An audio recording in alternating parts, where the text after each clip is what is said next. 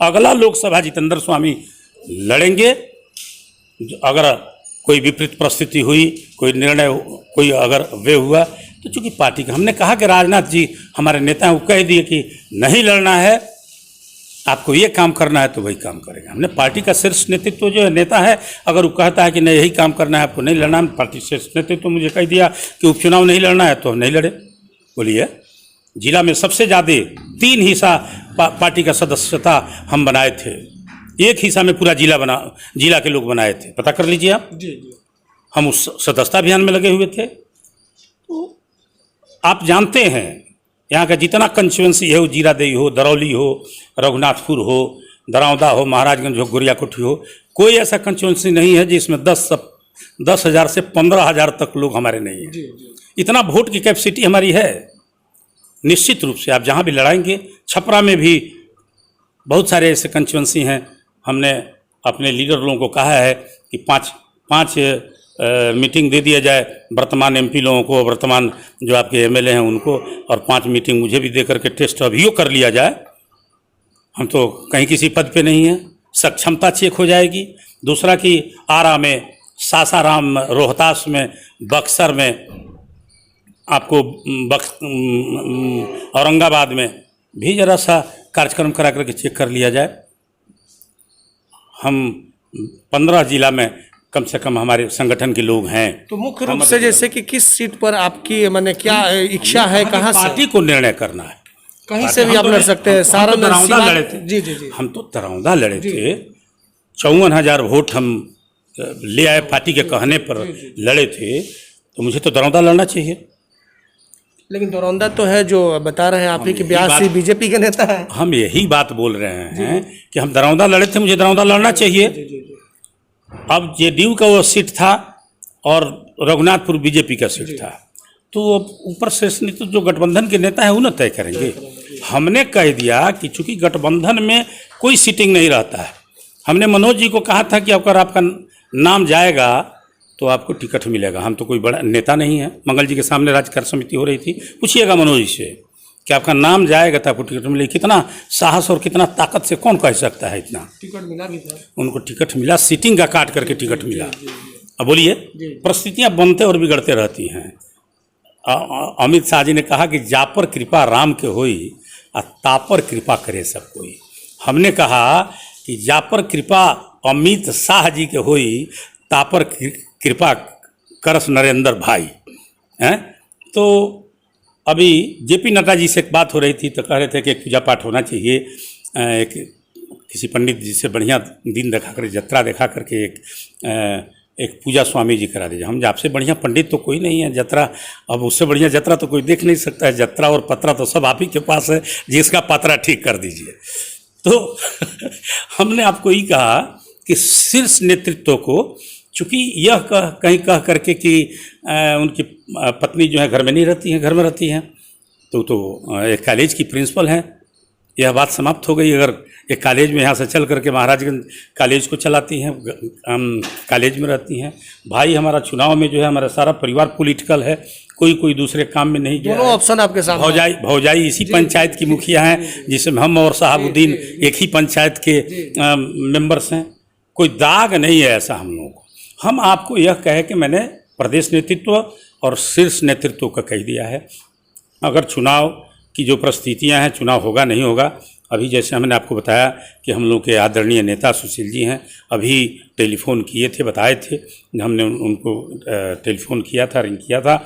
तो चूँकि हमारा मोबाइल आज बंद था, 3-4 घंटा पहले से 2-3 बार उनके यहाँ से शत्रुघ्न जी के लोग टेलीफोन किए, संयोग से बंद था, हमको जान नहीं पाए।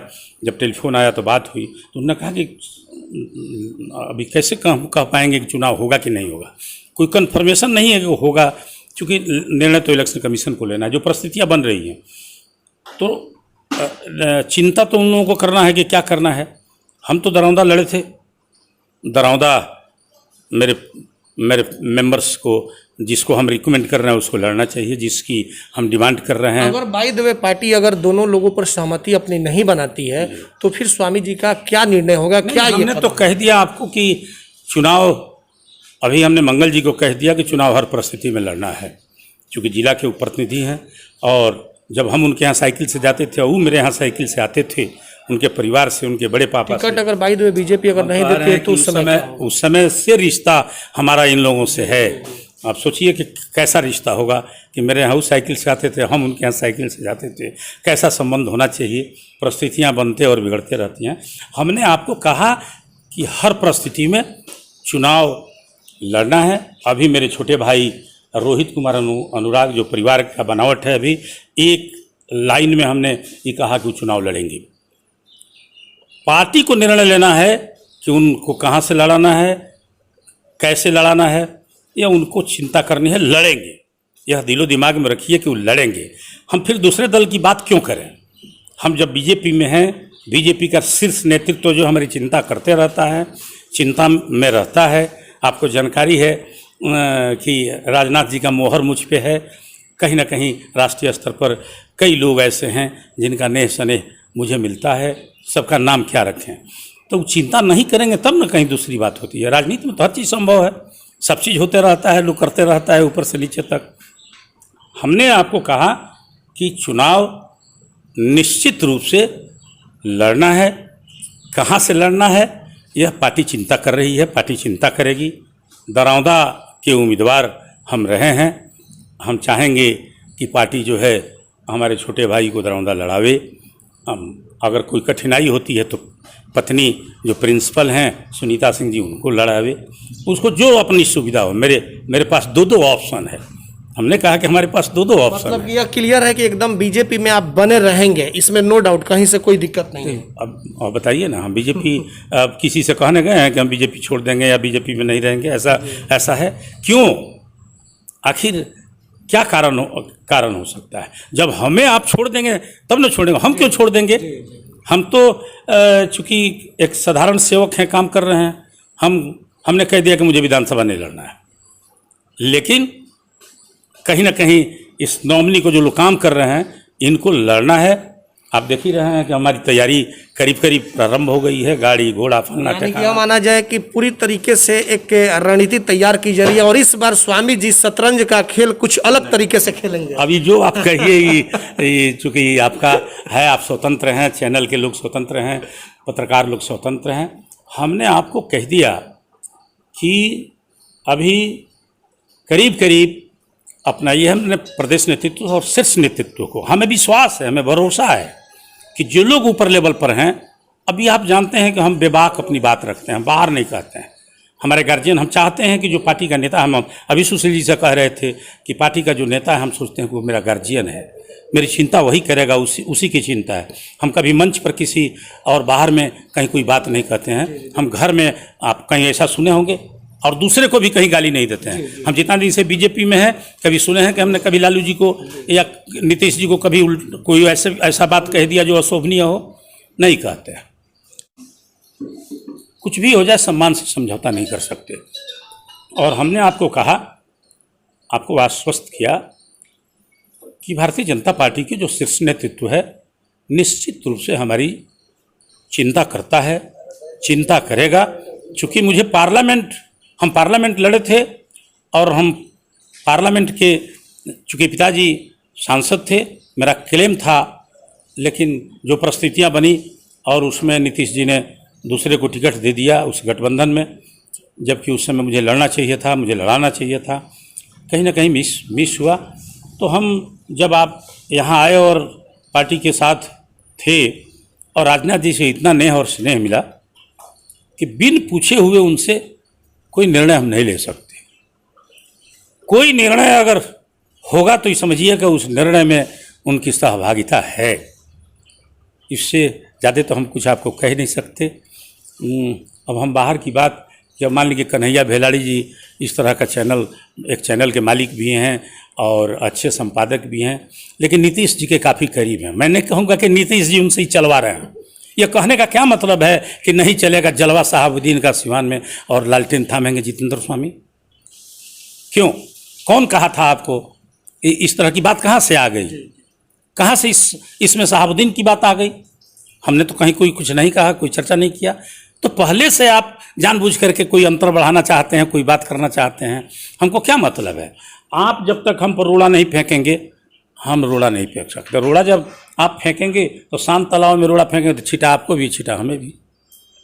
अभी उन प्रतापपुर में वहाँ के लोग लड़ रहे थे, हमारी भौजाई लड़ी, मुखिया हैं यहाँ, देख ही रहे हैं आप, प्रतिदिन का ये। हम कंप्रोमाइज़ नहीं करते हैं। और लोग पैसा और रुपया के लिए, पद के लिए किसी के सर पे लात रख सकते हैं, जो सीवान का बनावट है। आपको हर इंच की जानकारी है। मैं किसी पर कुछ कहना नहीं चाहता। कोई लोग किसी पद के लिए सारा चीज़ अपना वजूद बेच सकते हैं, लेकिन जितेंद्र स्वामी अपने सम्मान को बराबर सजो कर रखा है। उमाशंकर बाबू की अनुपस्थिति को अपने लोगों के बीच में उपस्थिति बनी रहे, यह काम हम बराबर करते हैं। हम बराबर लगे रहते हैं समाज में। जो हमारी क्षमता है, हमारा समय है, हम किसी दूसरे के गिलवा और शिकायत में नहीं रहते हैं। क्योंकि अपने ही लोगों को मेंटेन करने का समय नहीं मिलता है कि हम अपने जो इतना बड़ा जमात है 10 जिला में, आप चलिए हमारे साथ शिवघर में, आप चलिए मेरे साथ मोतिहारी में, चलिए हमारे साथ बेतिया में, चलिए मधेपुरा और सहरसा में, चलिए आप मुंगेर में, पटना आ रहा। एक दिन किसी दिन कष्ट कोई नहीं हो तो ज़रा प्रोग्राम बना लीजिए और किसी मंत्री का प्रोग्राम देख लीजिए। और एक छोटा भाई आपका है, एक मित्र है, एक दिन चलिए, देखिए गाड़ियों का काफिला, लोगों का स्वागत। इस कोरोना में भी कोई ऐसा जगह आपको नहीं मिलेगा जहां 200-400 लोग उपस्थित नहीं हो। के जितेंद्र स्वामी के एक नए तेवर दिखाई दे रहे हैं। जितेंद्र स्वामी दुरौंदा सीट से बीजेपी से चुनाव भी लड़े हुए थे, हालांकि चुनाव ये पराजित कर गए थे, लेकिन इस बार ये बिहार में विधानसभा का चुनाव नहीं लड़ेंगे। इस बार ये अपने भाई या पत्नी को चुनावी मैदान में उतारेंगे। लेकिन देखना यह होगा कि क्या पार्टी इनके भाई को या इनकी पत्नी को टिकट देती है या नहीं, यह तो आने वाला वक्त ही बताएगा। लेकिन जितेंद्र स्वामी ने मुस्कुराते हुए बहुत बड़ी बात कह डाली कि किसी भी परिस्थिति में हमारा भाई चुनाव जरूर लड़ेगा। तो कहीं ना कहीं पार्टी को सोचने पर इन्होंने मजबूर कर दिया अपनी बातों को कहकर। और जाहिर तौर पे राजनाथ जी इनके काफ़ी करीबी है। जब उमाशंकर बाबू इनके पिताजी हुआ करते थे, काफ़ी नज़दीकियाँ हुआ करती थी। चंद्रशेखर जी जो हमारे देश के प्रधानमंत्री हुआ करते थे, ये तमाम लोग की एक मित्र मंडली थी। और इसको लेकर के राजनाथ जी से इनका पुराना संबंध, घरेलू संबंध रहा है। और इसको लेकर के एक बार फिर से जितेंद्र स्वामी जो हैं पुराने तेवर में दिखाई दे रहे हैं। हालांकि इन्होंने दरौंदा की सीट पर अपने भाई के लिए दावेदारी भी की है।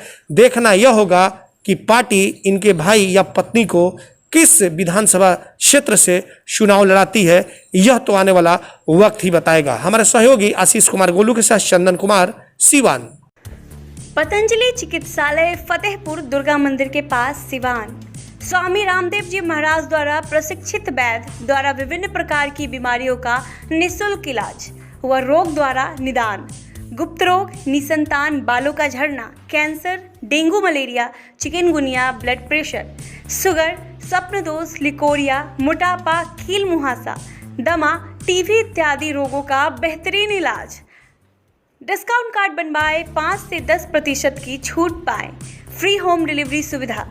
संपर्क करें 9431424781, 9572294781। नकलों से सावधान, इसकी कोई दूसरी शाखा सिवान में नहीं है।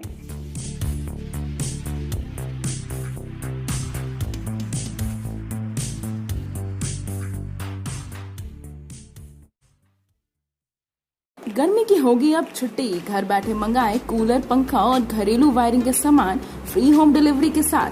हेवल्स, एंकर, फिलिप्स और क्रॉम्पटन के एकमात्र अधिकृत विक्रेता Manish Infocom and mobile, Makhdum Sarai मोड़, सिवान। Mobile number 9934019286।